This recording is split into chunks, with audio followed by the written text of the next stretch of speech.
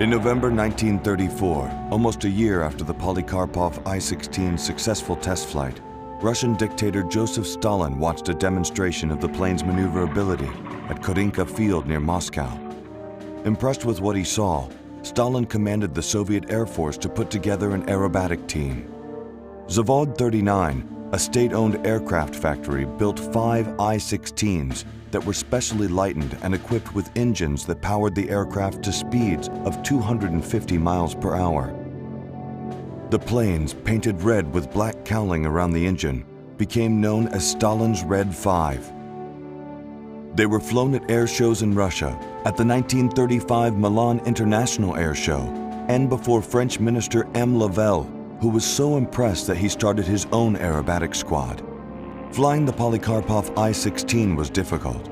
The Red 5 made it look easy.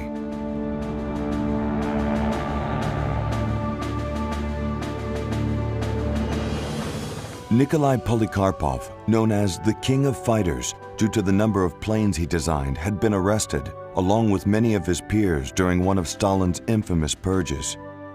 When the Russian secret police decided to do something with all the talent wasting away in their cells, Polikarpov was moved to a different prison and eventually an airplane hangar where he worked on new designs.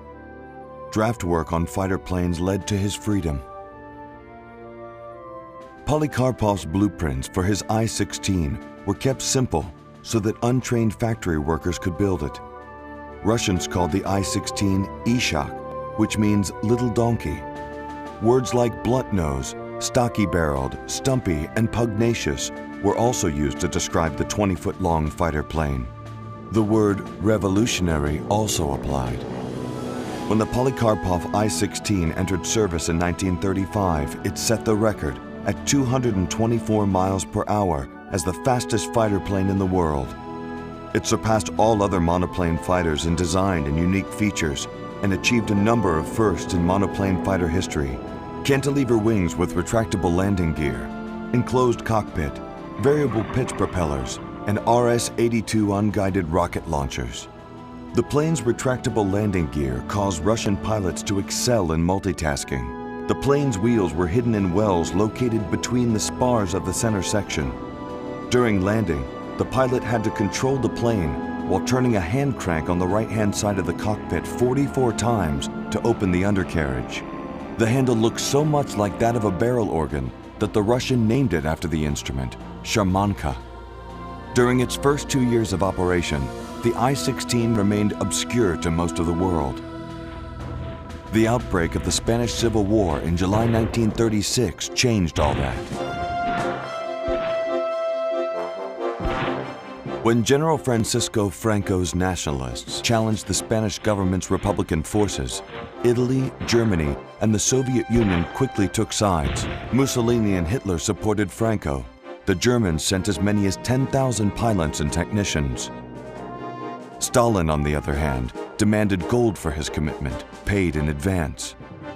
A Soviet shipload of 31 I-16 Type 5s arrived in October, along with communist pilots known as the International Brigade. By November, the I-16's defense of Madrid had successfully delayed Franco's advance on that city and stopped German junkers from dropping bombs during daylight. The Republicans called the I-16s Mosca, fly, while the nationalists derided the I-16 as Rata, rat. When a limited number of I-16 Type 10s ended up with Wright Cyclone engines, smuggled out of the United States, the planes flew so fast they were called Super Moscas. Planes were altered for battle as needed. The I-16's landing wheels were too narrow for the bumpy airfields, so the wheels were made wider.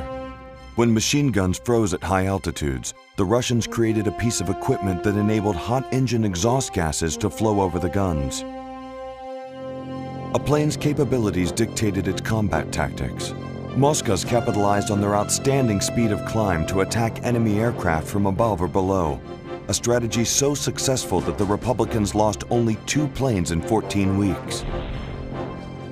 Nationalist pilots were told not to attack I-16s unless they had superior numbers. This led to air battles involving as many as 200 planes. In late 1937, Soviet air superiority began to wane. German pilots were using tactics that had been employed earlier by the I-16s, and planes assisting in the ground war were easily shot down. In November 1938, the last Mosca left Spain.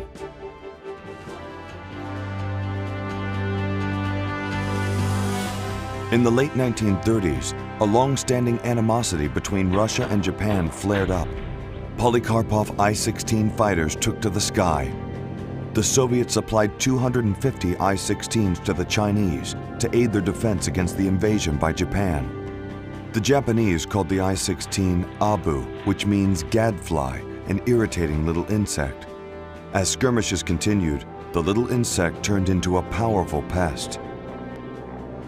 By late 1939, the Soviet Air Force had strategically countered the Japanese attack on the Russian-controlled Mongolian border along the Khalkhin-Gol River. This victory took only 5 months, and it taught Stalin a lesson that he used 2 years later against Germany in World War II. Most historians claim the Polikarpov I-16 was obsolete by June 1941, when Germany invaded the USSR's Western Front and ignited what the Russians called the Great Patriotic War. Pilots who flew the I-16 back then remember the little donkey quite differently. At the time of the German incursion, codename Operation Barbarossa, the Soviets' main frontline fighter was the Polikarpov I-16. Its compact, snub-nosed body was well suited for a ramming maneuver known as Taran.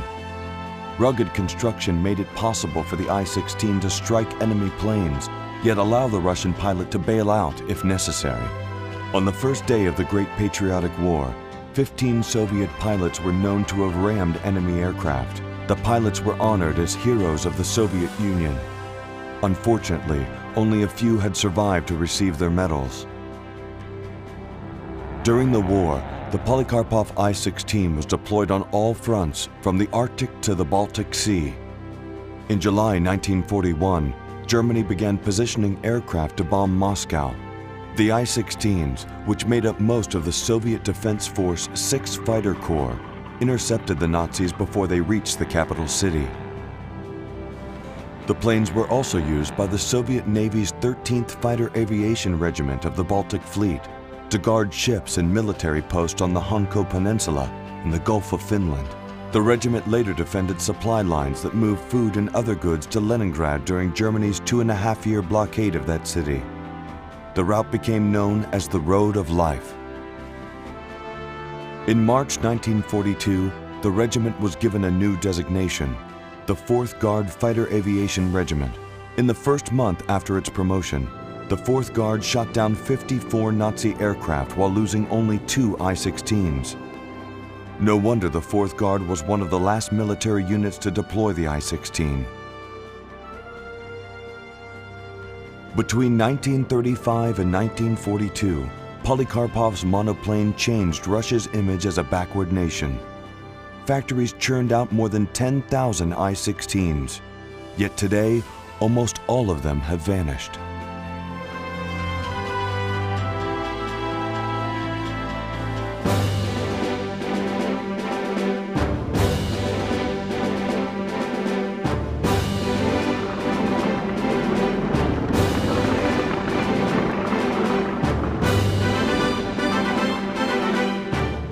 The ZK-JIP-45 on display is one of 6 airworthy Polikarpov I-16s in the world.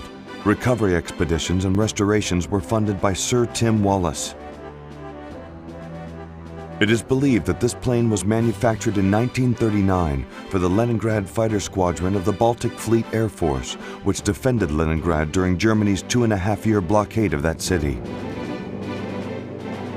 The plane's journey from Russia to the United States began when it was found in a frozen grave north of St. Petersburg. Remnants of 5 other I-16s and 3 Polikarpov I-153s were found farther north in Karelia. In October 1992, salvage from the I-16s was transported to the Aeronautical Research Bureau and plant in Siberia, where more than 1,300 of the original I-16s were produced.